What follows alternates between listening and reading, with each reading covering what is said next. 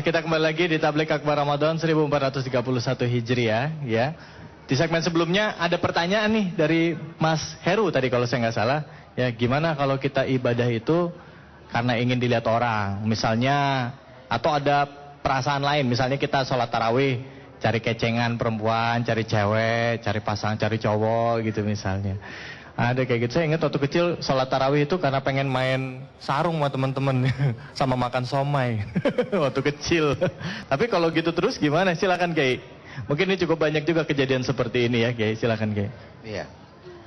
Hadirin dan pemirsa TV One, sholat tapi sambil nyari cewek katanya tadi ya. Wah tuh. Dari sisi ekonomi itu namanya kreatif. Sambil nyilem nyari ikan, nyilem minum air mau kembung. Saudara-saudara, begini, idealnya semua ibadah dasarnya itu dua. Pertama, ibadah tidak boleh dikerjakan setengah hati, main-main atau coba-coba. Yang kedua, semua ibadah dasarnya harus lillahi ta'ala. Tapi itu kan ideal. Untuk sampai ke sana orang perlu proses. Anak kita, Bu, ada yang udah sadar memang kalau diperintah orang tua wajib dikerjain. Ada anak kita yang begitu. Ada yang mikir juga, baru mau lancar kalau disuruh beli rokok asal ada kembaliannya. Ada kan anak kita yang begitu, ada kembaliannya enggak, Pak? Kita di hadapan Allah juga begitu.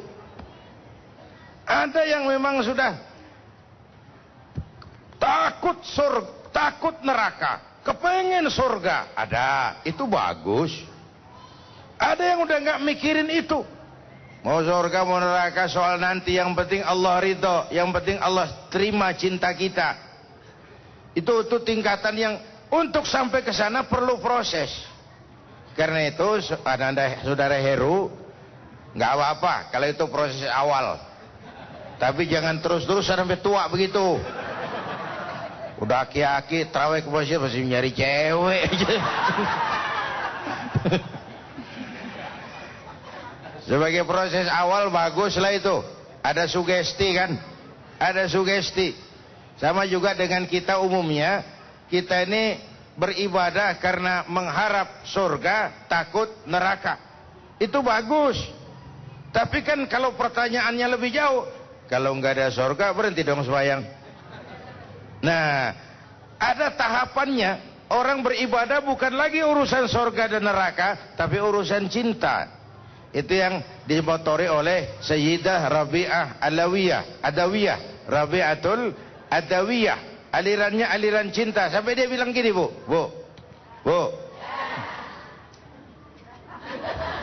Rabi'atul Adawiyah bilang begini, Tuhan, kalau saya menyembahmu karena mengharapkan surgamu, jauhkan saya dari itu. Kalau saya meninggalkan maksiat karena takut nerakamu, campakkan saya ke neraka itu. Tapi kalau saya ibadah kepadamu karena saya cinta kepadamu, maka terimalah cinta saya. Itu namanya orang beribadah karena cinta. Cinta Allah, mau surga mau neraka itu belakangan. Cinta dulu diterima enggak sama Allah. Sehingga Rabi'ah dalam sebaik syairnya bersenandung begini. Rabi'atul Adawiyah ini perempuan, menjanda sampai meninggal karena mempertahankan ibadahnya kepada Allah. Katanya Rabi'ah ini dalam sebaik syairnya bilang begini, walaitaka tahlu wal hayatu mariratun, biarlah hidup ini pahit asal engkau tetap bersikap manis ya Allah. Walaitaka tardha wal anamu ghadibu, biar orang semua enggak demen asal engkau senang ya Allah. Idza kana minkal waddu fal kullu hayyin, kalau ada jalinan cinta kepadamu semua urusan gampang ya Allah. Wa kullu ma fawqa turabi turab, yang ada di atas tanah, tanah semua. Oh, kalau udah sampai ke ini, yang ada di atas tanah, tanah semua. Nih, tanah nih. Tanah lempung. Yang ada di atas tanah, tanah semua. Kekagumannya sudah pulang hanya kepada Allah Subhanahu wa ta'ala. Jadi itu jawaban atas pertanyaan Saudara Heru tadi. Baik. Nggak apa-apa kalau itu sebuah proses awal. Cuma atasi terus sampai muncul sikap lillahi ta'ala. Iya. Oke. Kalau orang yang misalnya dia ibadah karena ada atasannya, misalnya dia di satu instansi kepala dinasnya ikut sholat, dia jadi aduh nggak enak nih sama atasan saya, dia ikutan sholat juga. Itu kan cukup banyak kayak gitu, Kiai. Itu gimana? Udah umur, udah sepuh ya. Silahkan, Kiai. Iya, saya bilang tadi secara ideal memang nggak pantas beribadah karena ada atasan. Idealnya nggak boleh. Tapi kan tiap orang tahapannya nggak sama tuh. Terimalah itu sebagai sebuah proses awal. Ya. Begini, yang gampang dah, Bu. Bu, anak kita begitu lahir, apa makanannya? Air susu ibu. Susu ibu. ASI, ya. Gedean dikit, pisang. Gedean lagi, bubur. Ada proses tuh. Ya. Udah gede bener, nasi. Udah gede banget, nasi padang. Jengkol. Jengkol. Tapi kalau begitu lahir dikasih jengkol, teler tuh anakku. Ada proses. Iya. Baik ya, jadi ini proses buat semuanya. Silakan nih, siapa yang mau bertanya nih? Ya, silakan Mas. Nama dan langsung pertanyaannya apa? Assalamualaikum warahmatullahi wabarakatuh. Waalaikumsalam warahmatullahi wabarakatuh. Kenalkan, nama saya Muhsan Huda. Saya dari Kedoya.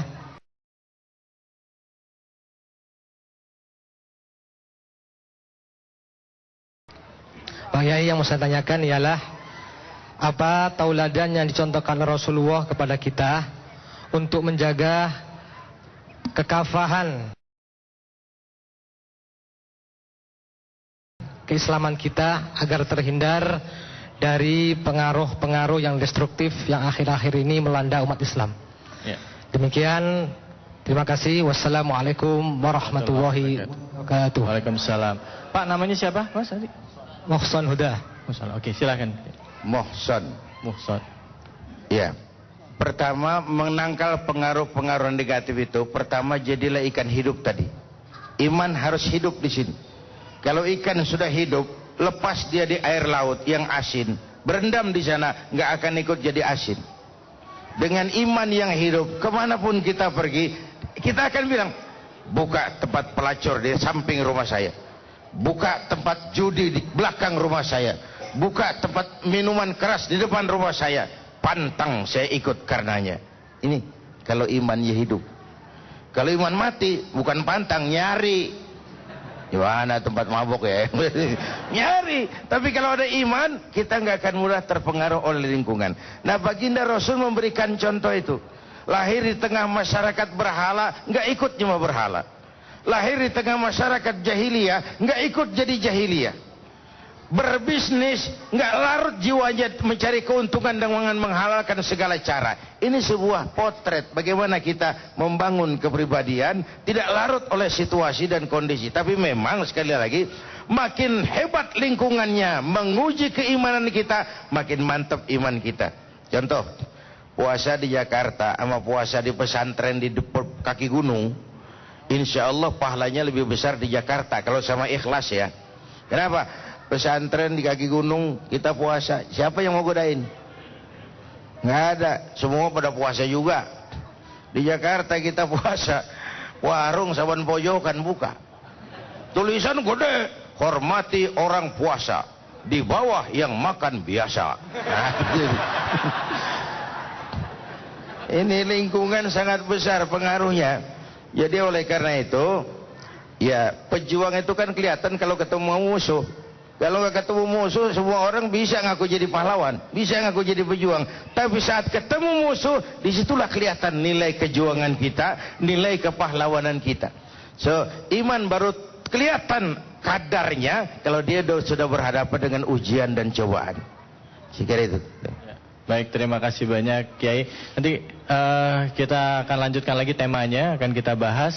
Dan buat Anda pemirsa, silakan yang menantikan kuis, sabar. Anda nanti bisa menghubungi kami dengan telepon 0213103567. Merupakan kuis persembahan dari Wali Topohan. Jangan kemana-mana, tetaplah di Tabligh Akbar Ramadan 1431 Hijriah.